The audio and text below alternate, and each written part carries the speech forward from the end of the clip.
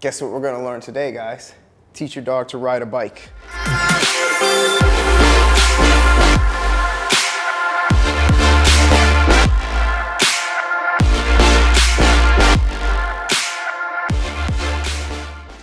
All right, not literally ride a bike like he's in the circus, but we're gonna teach you how to start training your dog to run alongside your bike, or basically heel alongside your bike, so that you can get some of that physical energy that's being pent up right now out of your dog. All right, so this is gonna take a couple steps. Let me put this away for a second.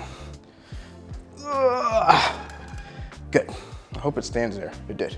All right, so Bourbon here is used to coming to work every single day with us here, right? And constantly being stimulated. Well, because the lower number of dogs right now that we're having in, he's not getting those same needs met that he usually has. And you're probably seeing this at home with your dogs. Is your dog's driving you crazy because you can't take them for the normal going to the bar or restaurant that you used to do? You can't even take them to the dog park anymore. There's nothing for you to do with your dog.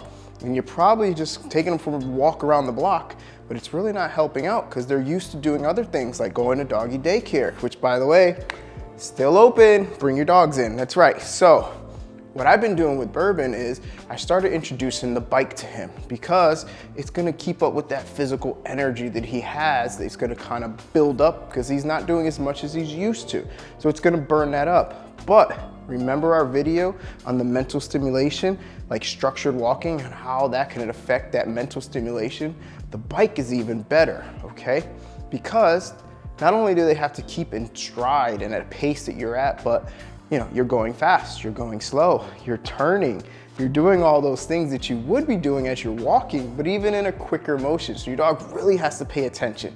All right, so there's a couple components to this, guys, all right? First of all, if your dog has never been next to a bicycle, and I mean directly next to it, okay?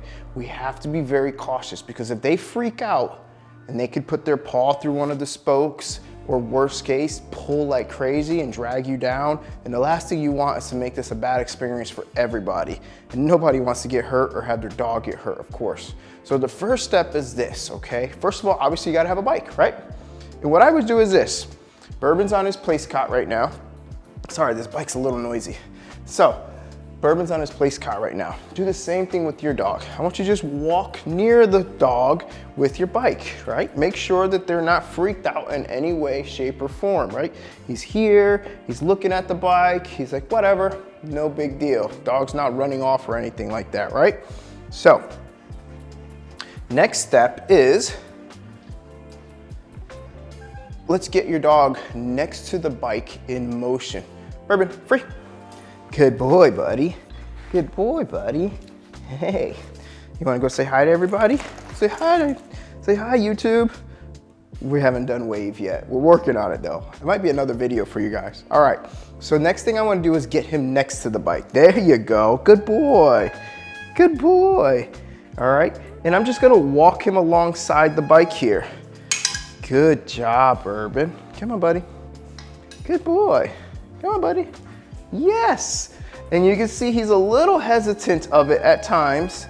Could be that squeaky noise that we're hearing with the brakes here, but he's a little hesitant at times, but this isn't too bad for his first time here, right? Yes, good boy. Good job, buddy.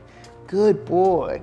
So that's the first step, is just getting your dog used to being next to the bike. The last thing you want to do is go jump on it and just go, because it may end up bad for everybody. And this should be a positive experience here. So those are the first few steps that I would do for probably a full day. Good boy. Good boy, buddy. He's even laying down underneath the bike right now. So the first few days are going to consist of that. Not riding it, but just up and down your driveway, maybe in front of your house, find a nice quiet area and just walk the dog next to it and just start practicing him being next to the wheel, turning into him so he sees the wheel in front of him. Come on, bud. And you'll see here again, I'm making him follow me. I'm using the leash a little bit here. And then I'm gonna turn directly in front of him because I want him to understand if he walks into that, it's not gonna be good right now, because we're not at high pace. Yes, and we're gonna use those same marker words. Yes, good boy, Bourbon. Good boy. Yes, good. Those same marker words that we've been using for everything else, we're gonna use it to mark these new wanted behaviors. Because all we're doing is adding more wanted behaviors into the equation. Okay, Bourbon, let's go. Yes, good boy. Good boy, Bourbon. Yes, good. Look how excited Bourbon gets to touch on some marking. The word yes just means so much to him right now. Bourbon, yes. It just gets him going because he knows he's done something right at that point. He's gonna be rewarded. That's how clear his marker words are coming right now.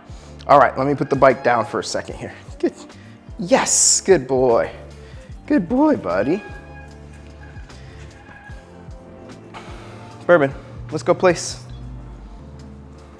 Yes, place.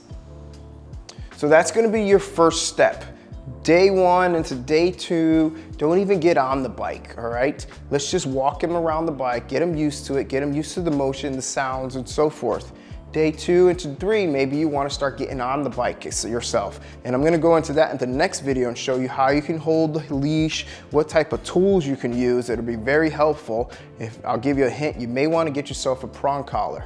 And there's one more step to this process because I wanna make sure you understand, just like you and I, if you weren't used to biking every day, your dog wouldn't be used to biking every day.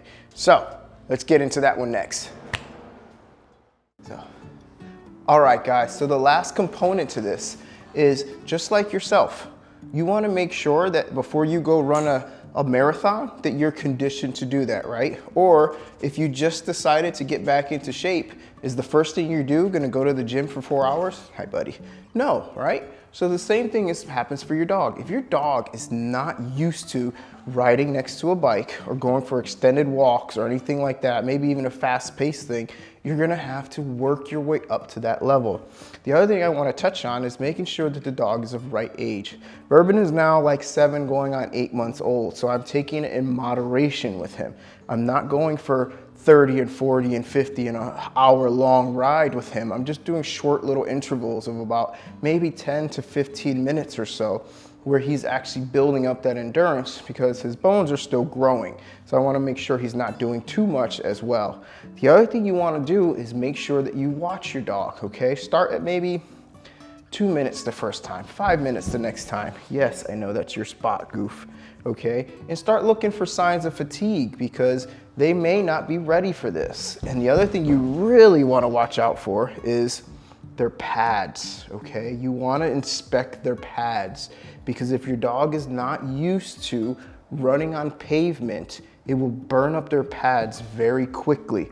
So you wanna make sure you're inspecting their pads one by one and making sure you're not seeing any breakdown because if you are, your dog's not gonna enjoy this experience here. It'd just be like yourself. If you decided to go run barefoot, you're probably gonna have some blisters and things on your feet. So the same thing will happen with your dogs. If they're not used to running around on pavement for extended periods of time, can you stop? You're kicking the wall. Gosh. So again, biking could be a great experience, so let's keep it that way.